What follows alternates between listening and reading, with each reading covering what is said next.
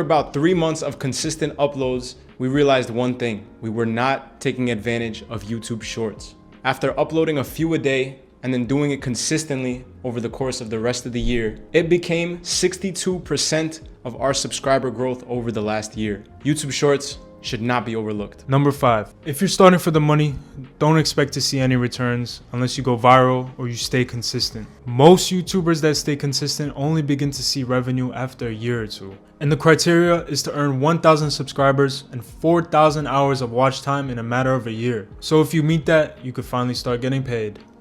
In conclusion, after a year, we learned everything we needed to start making YouTube videos. And we also learned how to grab attention, which is the most difficult part. And we still haven't seen a penny. YouTube is a long-term commitment and anyone can do it.